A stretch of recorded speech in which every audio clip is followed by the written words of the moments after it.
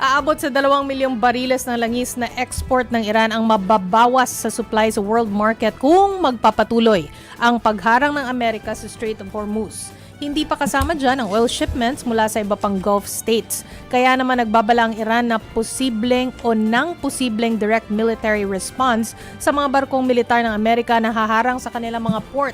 At kaugnay niyan, walang balak mag-sorry si US President Donald Trump kay Pope Leo XIV kasunod na mga naging pagbatikos niya sa Santo Papa. Nanindigan si Trump na sumagot lang siya sa mga naunang pahayag ni Pope Leo. Sagot naman ng Santo Papa, hindi siya natatakot na magsalita laban kay Trump kaya patuloy niyang isusulong ang kapayapaan sa pagitan ng Iran at Amerika. Tinawag kasi siya ni President Donald Trump na weak at ayaw niya daw ng Santo Papa na payag na patuloy na talagang mukhang gagawa ng nuclear weapons itong Iran. Medyo shocking sa akin dyan yung kung hindi daw dahil sa Amerika o sa kanila, hindi naman daw magiging Santo Papa or magiging Pope si Pope Leo. Di ba?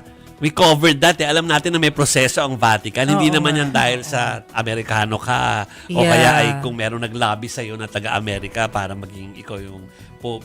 You'll be voted by your peers di ba? At saka di ba secret voting Secret nga voting. yun? So para Kaya nga pinanood natin yung, ako pinanood ko yung conclave. Oy, tayo, di ba? natin yun. O para maintindihan ko, ganun pala yung nangyayari doon.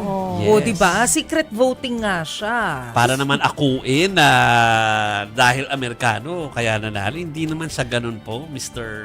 Tapos maniniwala na naman Mr. siya Donald. yung mga Mr. Donald. supporter niya. Si Correct. Tito Blind Donald supporters. talaga. Donald. Okay. Huwag ka Na nga syempre- mag-spew ng fake news. Hindi, saka unang-una, bakit naman kailangan maging issue sa kanya kung sabihin ng Pope? Unang-una, wala pa naman yata ako sa tanang buhay ko, saka sa history, na may Pope na Gusto ng sumuporta gera. ng gera. Di Wala, ba? wala.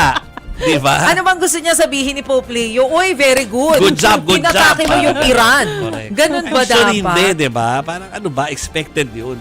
At dahil dyan, tinawag siyang weak. Correct. Nakakaloka lang siya. Alam naman natin na head of state din si Pope, 'di ba? Ng Vatican. Vatican. Pero hindi naman sila yung tipo ng mga head of state na mapolitika pagdating do sa mga yung sa labas ng Vatican. Kung may politika sila sa loob, doon na sila. Yes. Pero pag sa labas, ibang usapan. Wala akong nakikitang kardinal na nakikipolitika sa labas Pero may mga nananawagan kagaya niyan. Trabaho nila yun Correct. Simbahan sila Yeah. Okay.